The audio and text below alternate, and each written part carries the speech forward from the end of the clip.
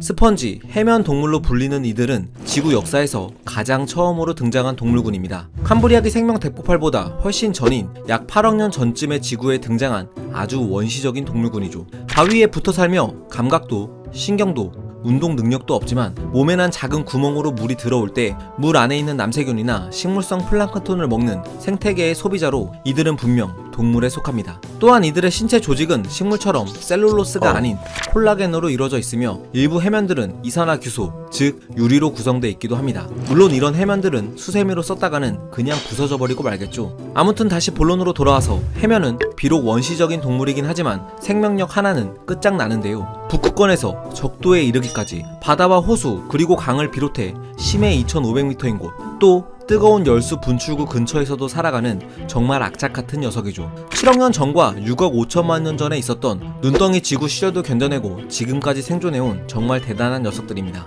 게다가 해면은 유성생식은 물론 척박한 환경에서는 이런 세포 덩어리인 아구를 만들어 무성생식도 가능한데 이 아구의 생존력이 정말 어마무시합니다. 영하 80도의 환경, 중력의 20배, 또 인간이 견딜 수 있는 방사선 인계치의 최대 5배까지도 견딜 수 있는 것으로 알려져 있죠. 심지어 물이 전혀 없는 곳에서도 5개월 이상을 생존해 있다가 다시 물이 차면 원래의 모습으로 자라날 수 있습니다.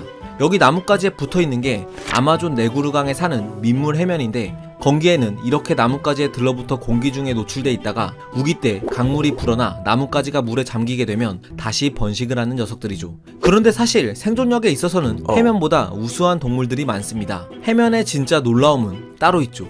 바로 이토록 원시적인 녀석들이 지구를 산소가 충만한 행성으로 만들었다는 사실입니다. 일단 지구 역사에 걸친 산소 농도 그래프를 볼까요?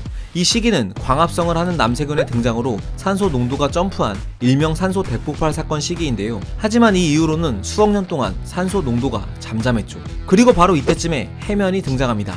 당시 지구 대기 중의 산소 농도는 지금보다 4배나 적은 고작 5% 정도에 불과했는데 아마 바닷속은 이보다 더 산소가 적었을 겁니다. 하지만 지난 2013년 다니엘 밀스 박사는 해면은 산소 농도가 0.5에서 4%의 저산소 조건에서도 충분히 생존이 가능하기 때문에 저런 궁핍한 시절에 등장했어도 잘 살아나갈 수 있었다고 주장했죠. 자, 그런데 진짜 흥미로운 부분은 바로 여기입니다. 약 8억 년 전부터 6억 년 전까지 산소 농도가 10% 이상까지 쭉 펌핑되죠. 많은 고생물학자들은 생명의 다양성과 진화에 있어 산소 농도가 중요하다고 말합니다. 산소 농도가 충분히 높아야 세포의 에너지 효율도 높아지고 그래야 조직과 기관을 갖춘 보다 복잡한 생물들이 등장할 수 있기 때문이죠. 이 시기에 캄브리아기 생명 대폭발이 가능했던 이유 중 하나도 바로 높은 산소 농도 덕분입니다.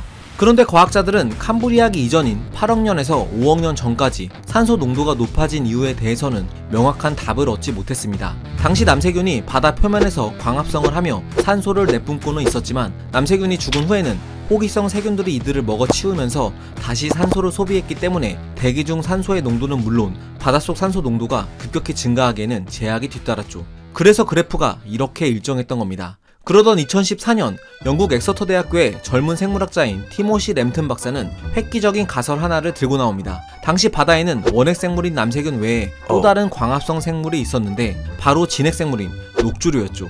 물론 당시 생산자로서의 이들의 지위는 남세균에게 한참 밀려 있었습니다. 하지만 램튼 박사는 해면의 등장으로 이 둘의 전세가 역전됐다고 주장했죠. 그는 첫 번째로 해면의 여과섭식 방식은 녹조류보다는 남세균을 먹어치우기에 더 좋아 자연스레 남세균의 숫자가 줄어들었다고 말했죠.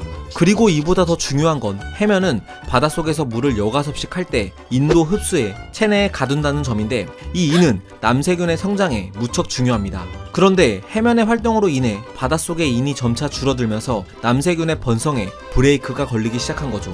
그리고 이 틈을 타서 녹조류가 번성하기 시작했습니다. 재밌는 건 녹조류는 남세균과 달리 죽고 나면 빠르게 바다로 가라앉는다는 사실인데요.